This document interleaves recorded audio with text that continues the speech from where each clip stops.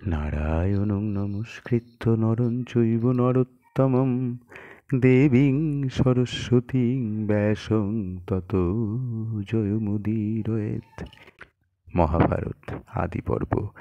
গান্ধারীর শতপুত্র প্রসব ও দুর্যোধনকে পরিত্যাগ করার মন্ত্রণা। কহিলেন, মুনি শুনুন রিপুমুনি, পূর্ব পিতামহ কথা। ব্যাস তপনিধি পূজে নিরবধি গান্ধারী সুবল সুতা।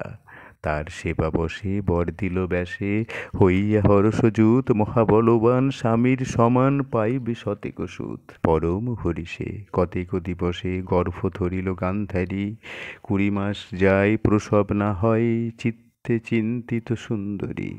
হেনকালে ধ্বনি আচম্বিতে শুনি, কুন্তীর হইল সুত। শুনিয়া গান্ধারী আপনা পাশরি হইয়া পড়িল মূর্ছিত। পুত্র হইলে জ্যেষ্ঠ, রাজা হবে শ্রেষ্ঠ, কুরুকুলে হবে রাজা। কুন্তী ভাগ্যবতী পাইল সন্ততি, সবাই করিবে পূজা।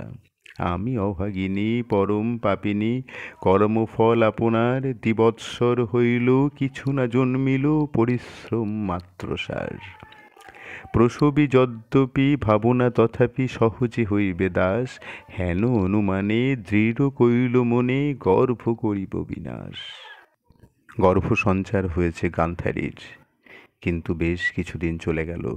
20 মাস চলে গেল, 2 বছর হয়ে গেল, তবু সন্তান জন্মগ্রহণ করল না। হেনকালে গান্ধারী শুনতে পেল কুন্তীর জ্যেষ্ঠ পুত্র হয়েছে। তখন তার মন আরো খারাপ হলো। তাহলে কুন্তীই ভাগ্যবতী, তার পুত্ররাই তো রাজা হবে, আর আমার সমস্ত পুত্ররা তো দাস হয়ে জন্মাবে। হেন অনুমানে সে ভাবল যে আমি আমার গর্ভ বিনাশ করে দেব। লোহার মুদগরে আপন উদরে নির্ঘাত করিয়া হানে, পাইয়া লোহাঘাত গর্ভ হইল পাত, ধৃতরাষ্ট্র নাহি জানে।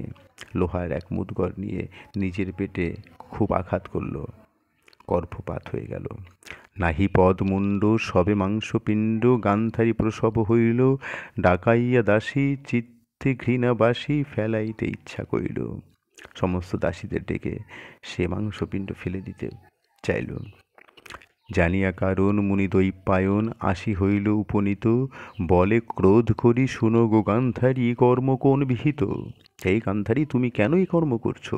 দৈপায়ন ব্যস্তে বেশে বলছে, জানি সর্বধর্ম, কেন ঘেন কর্ম তোমার উচিত নহে। হিংসা মহাক্লেশ, অধর্ম অশেষ, আপনা আপনি দহে। শুনিয়া বচন লজ্জিত বদন, কহে কর জোর করি, তোমার বচন হইল লঙ্ঘন, এ বড় বিস্ময় হেরি। কেন তুমি ঈর্ষা করছো? ঈর্ষা নিজেকেই দহিত করে দেয়। হে ব্যাসদেব, আপনার কথা তো লঙ্ঘন হলো। আমি তো পুত্র প্রসব করতে পারলাম না। তুমি দিলা বর, শতেক কুমার হবে বলি আশা ছিল। যুগল বরষে মহাশ্রম ক্লেশে মাংসপিণ্ড জন্মিল। বলে ব্যাসমুনি, শুনো সুবদনী, মোর বাক্য অন্য নয়। দুঃখ পরিহর মোর বাক্য ধর, হইবে সতত নয়। শতকুম্ভ করি ঘৃতে তাহে পুরি, মাংসপিণ্ড সিঞ্চ জলে। এত বলি মুনি বসিলা আপনি, মাংসপিণ্ড করি কোলে।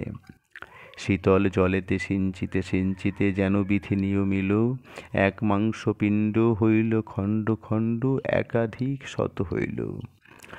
আঙ্গুলির পর্ব প্রায় হইল খর্ব, ঘৃত কুম্ভে লইয়া তুলে। তবে তপোধন সুদৃঢ় বচন গান্ধারী দেবীরে বলে, এই কুম্ভগণে রাখিবা যতনে, নাহি হও উতরল। আপন ইচ্ছায় জন্মিবে তনয়, নাহি ভাঙো মোর বল।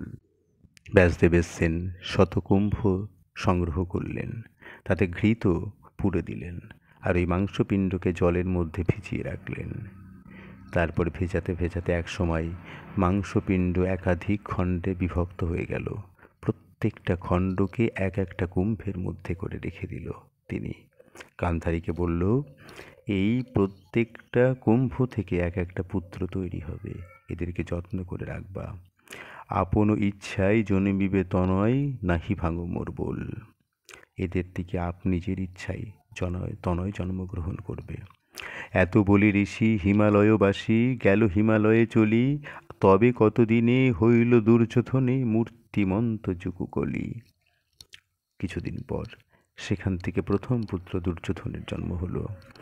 ভীম যেই দিনে জন্মিল কাননে, সেই দিনে দুর্যোধন জনম মাত্রেকে ঘোর শব্দে ডাকে, যেমন গৃধ্র গর্জন। শকুনির মতন আওয়াজ করে চিৎকার করে ডাকছে জন্মানোর সঙ্গে সঙ্গেই। তার ডাক শুনে যেন গৃধ্রধ্বনি, গৃধ্রগণ সব ডাকে, কুকুট শৃগাল ডাকে পালে পাল, নগর পুরিল কাকে। চারিদিকে কুকুর, শেয়াল, কাক এই সমস্ত ডেকে নগর পূর্ণ করে ফেলল। বহে তপ্তবাদ সঘনে নির্ঘাত, 10 দিক যায় পুরি, মিহির মুদিল রুধির বর্ষিল, ঝনঝনা হয় গিরি। চারিদিকে শুধু অমঙ্গলের ছায়া। এসব চরিত দেখি বিপরীত, চিন্তিত কৌরবভূতি, ভীষ্ম মহামতি বিদুর প্রভৃতি আনাইল শীঘ্রগতি। কৌরবপ্রতি ধৃতরাষ্ট্র চিন্তিত হয়েছে এই সমস্ত কিছু দেখে। ডাক দিয়েছেন ভীষ্ম, বিদুর এদেরকে। সবার অগ্রেতে লাগিল কহিতে ধৃতরাষ্ট্র গুণাধার, শব্দ শোনা গেল পাণ্ডুপুত্র হইল বংশের জ্যেষ্ঠ কুমার। রাজা হবে সেহ নাহিক সন্দেহ, মোর মন তাহি সুখী, মোর পুত্র হইতে অতি বিপরীতে বহু অমঙ্গল দেখি। বিধান ইহার করিয়া বিচার, কহ মোরে সর্বজন। রাজার বচন শুনে সর্বজন বিদুর কইল তখন। বিদুর এবার বলা শুরু করলো এই সমস্ত কিছু শুনে। ভারত সঙ্গীত জগত মোহিত, কেবল অমৃত নিধি, কাশীদাস কয় খণ্ডে যমভয়, পান কর নিরবধি। দুর্যোধনকে পরিত্যাগ করতে বিদুরের মন্ত্রণা দান ও দুঃশলার বিবরণ। বিদুর বলেন, অবধান মহারাজ, যত অমঙ্গল দেখি ভালো নহে কাজ। ইথে প্রায়শ্চিত্ত রাজা কিছু নাহি আর, তবে সে মঙ্গল হয় ত্যাজ এ কুমার। চারিদিকে তো শুধু অমঙ্গলের ছায়া ভেসে রয়েছে এ কুমার জন্মগ্রহণ করবার পরে। তাই আমার মনে হয় এ কুমার ত্যাগ করাই শ্রেয় হবে। কুলের অন্তক রাজা এ পুত্র তোমার, ইহাকে পালিলে দুঃখ পাইবা অপার। নিজ কুলহিত যদি চিন্ত হো রাজন, এক উন হোক তবে শতেক নন্দন। তাহলে তুমি এই পুত্র ত্যাগ করো যদি তুমি তোমার নিজের কুলের ভালো চাও। কুলাঙ্গার এই শিশু তোমার যে হইল, নিশ্চয় জানিহ এই অধর্ম জন্মিল।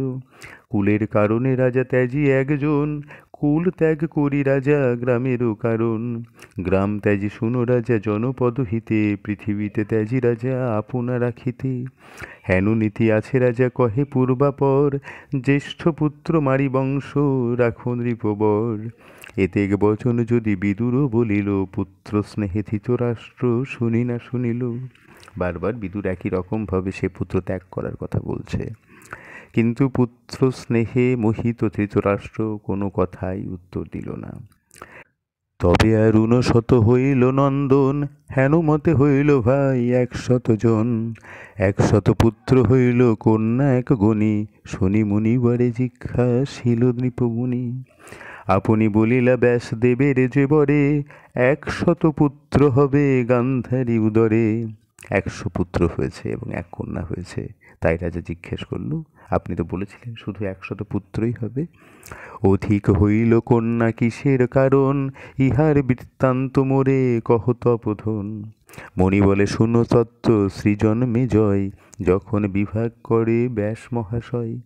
সতী পতিব্রতা দেবী সুবল নন্দিনী, মনেতে বাঞ্ছিল এক কন্যা দেহ মুনি। শুনিয়াছি স্ত্রীলোকের কন্যাই পীড়িত, দানেতে অক্ষয় স্বর্গ আছে হেন নিত।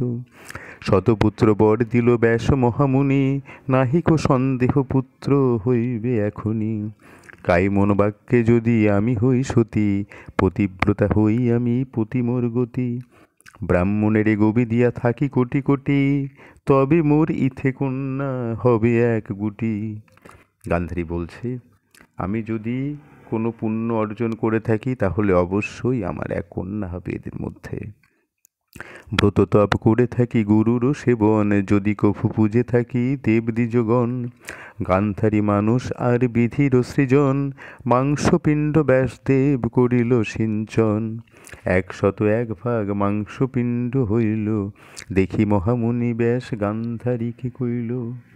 আমার বচন কভু মিথ্যা হবে নয়, এই দেখো পাইলাম সতেকত নয়। একখানি অধিক যে সুবল নন্দিনী, তোমার মানুষ হইতে হইল একখানি। হে গান্ধারী, তোমার মনোবাসনা পূর্ণ হয়েছে, তোমার এটা মানুষ থেকে তৈরি হয়েছে এ কন্যা। শুনি হরষিত হইল সুবল দুহিতা, সে কারণে অধিক হইল এক সুতা। আর এই কারণেই একটা মেয়ে বেশি হয়েছে। অন্য ধৃতরাষ্ট্রভার যা বৈশ্যের কুমারী, বহু সেবা ধৃতরাষ্ট্রে করিলা সুন্দরী। তাহার উদরে হইল একটি নন্দন, যুদুৎসু বলিয়া নাম জানে সর্বজন। যুদুৎসু বলে ধৃতরাষ্ট্রের আরও এক সন্তান হলো বৈশ্যের উদরে। হেনুমতে একত্রেতে শত সহোদর, সবে মহাবলবন্ত পরম সুন্দর। বিবাহ করিল সবে রাজার কুমারী, জয়দ্রথে সমর্পিল দুঃশলা সুন্দরী। সবাই রাজার কুমারী বিবাহ করল, আর সেই কন্যা দুঃশলা, তাকে বিবাহ দেওয়া হলো জয়দ্রথের সাথে। কৌরবের জন্মকথা কহিলাম সব, বলি শুনো পাণ্ডবের যে মতে উদ্ভব। এবার বলা হবে পাণ্ডবদের জন্মকাহিনী। মহাভারতের কথায় অমৃত লহরী, এক মনে শুনিলে তরয়ে ভববাড়ি। ইহার শ্রবণে যথ সুখ লভে নর, এমতো নাহিক সুখ ত্রৈলোক্য ভিতর। পাঁচালী প্রবন্ধে কহে রচিয়া পয়ার, ভক্তি ভরে শুনে যেন সকল সংসার। শুনো শুনো সাধু সুধী হয়ে এক মন, অপূর্ব ভারত গাথা ব্যাসেরও বচন। নমস্কার। শুরু হবে এরপরে মৃগরূপী ঋষিকুমারের প্রতি পাণ্ডুর শরাঘাত ও শতশৃঙ্গ পর্বতে অবস্থিতি। নমস্কার।